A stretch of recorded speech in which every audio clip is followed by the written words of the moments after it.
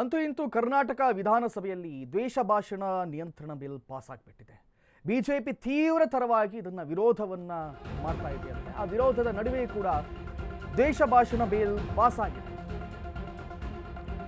Bill ಪ್ರತಿ ಹರಿದು ಹಾಕುವ ಮೂಲಕ ದ್ವೇಷ ಭಾಷಣ ಏನು ಮಸೂದೆ ತರ್ತಾ ಇದ್ದಾರೆ. ಇದಕ್ಕೆ ವಿರೋಧವನ್ನ ಬಿಜೆಪಿ ತೀವ್ರತರವಾಗಿ ವ್ಯಕ್ತಪಡಿಸಿತ್ತು.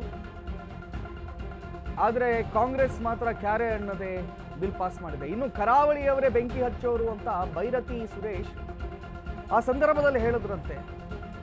ಇದರ ಅಗತ್ಯತೆ ಇರಲಿಲ್ಲ ಅಂತ ಕಾಣಿಸುತ್ತೆ. ಆದರೆ ಅದು ಹೇಳಿದ ಹಂಗೆ ಬಿಜೆಪಿಯ ಶಾಸಕರು ಕೆಂಡಾಮಂಡಲರಾಗ್ಬಿಟ್ಟಿದ್ದಾರೆ. ನೀವು ಕರಾವಳಿ ಭಾಗದವರಲ್ವಾ ಅಂತ ಸ್ಪೀಕರ್ಗೆ ಪ್ರಶ್ನೆ ಮಾಡಿದ್ದಾರೆ. ಸ್ಪೀಕರ್ ಖಾದರ್ಗೆ ಪ್ರಶ್ನೆ ಮಾಡಿ ಬಿಜೆಪಿ ಶಾಸಕರು ಆಕ್ರೋಶವನ್ನ ಹೊರಹಾಕ್ತಾ ಇದ್ದಾರೆ. ಬೈರತಿ ಸುರೇಶ್ ಕೂಡಲೇ ಕ್ಷಮೆ ಕೇಳಬೇಕು ಅಂತ ಬಿಜೆಪಿಗರು ಪಟ್ಟು ಹಿಡಿದಿದ್ದಾರೆ. ವಿಧಾನಸಭೆಯಲ್ಲಿ ಆಡಳಿತ ಮತ್ತು ವಿಪಕ್ಷ ಶಾಸಕರ ವಾಕ್ಸಮರ ನಡೀತಾ ಇರುವಂಥದ್ದು ನೋಡಿ. ಈ ದೇಶ ಭಾಷಣದ ಬಿಲ್ ಅನ್ನುವಂಥದ್ದೇನಿದೆ, ಇದನ್ನ ಪಾಸ್ ಮಾಡೋಕ್ಕೆ ಕಾಂಗ್ರೆಸ್ ಹೊರಟಾಗ ಬಿಜೆಪಿಯವರು ತೀವ್ರತರವಾಗಿ ಅದನ್ನು ವಿರೋಧವನ್ನು ವ್ಯಕ್ತಪಡಿಸ್ತಾರೆ. ವಿರೋಧ ವ್ಯಕ್ತಪಡಿಸಿ ಅದನ್ನೆಲ್ಲ ಹರಿದಾಕಿ ಅದನ್ನು ಬಿಸಾಕಿ ಏನೋ ಒಂದು ಹೈ ಡ್ರಾಮಾ ಆಗ್ತಾ ಇರುವಂಥ ಸಂದರ್ಭದಲ್ಲಿ ಬೈರತಿ ಸುರೇಶ್ ಈ ಹೇಳಿಕೆ ಕೊಟ್ಟಿರುವಂಥದ್ದು ಮತ್ತಷ್ಟು ಕೋಲಾಹಲಕ್ಕೆ ಕಾರಣವಾಯಿತು.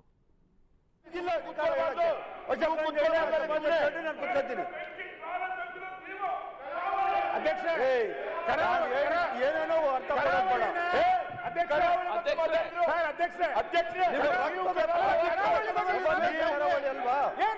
ನಿಮ್ಮ ರಕ್ತದ ಪ್ರತಿ ಕಣದಲ್ಲಿ ದೇಶ ಇದೆ. ಒಬ್ಬ ಸಚಿವ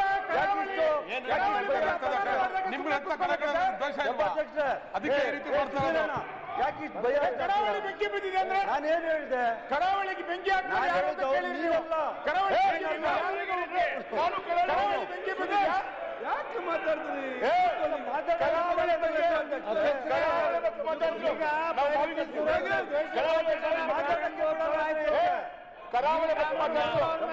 ಮಾತಾಡಕ್ಕೆ ಬಿಡಲ್ಲ. ಮಾಡಿದ್ರೆ ಹೆಂಗೆ?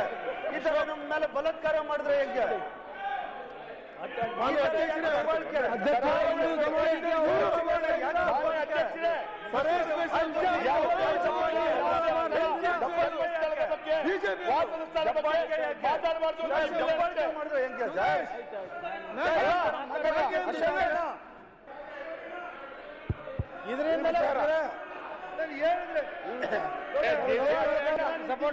ನೋಡಿ, ಪ್ರತಿಪಕ್ಷ ನಾಯಕರು ಮಾತಾಡ್ತಾರೆ, ಎಲ್ಲ ಕಿವಿಗೆ ಏರ್ಫೋನ್ ಹಾಕಿ, ಕಿವಿಗೆ ಏರ್ಫೋನ್ ಹಾಕಿ. ಅಧ್ಯಕ್ಷ ಅವರು ಮಾತಾ ಕೇಳ್ತಾರೆ ಎಲ್ಲ. ಕರಾವಳಿ ಬಗ್ಗೆ ಮಾತಾಡಿ.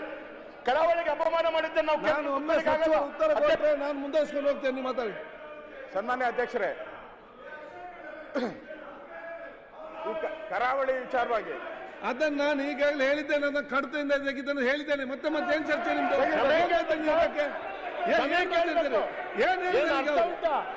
ಆಯ್ತು,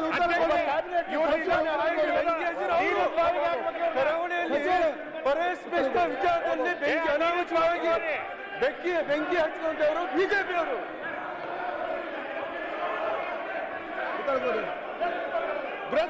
ಈಗಾಗಲೇ ಗೃಹ ಸಚಿವರು ಮಾನ್ಯ ವಿರೋಧ ಪಕ್ಷದ ನಾಯಕರು ಸಲಹೆಗಳನ್ನು ಕೂಡ ಕೊಟ್ಟಿದ್ದಾರೆ. ಅಧ್ಯಕ್ಷ, ಇವತ್ತು ಗೃಹ ಸಚಿವರೇ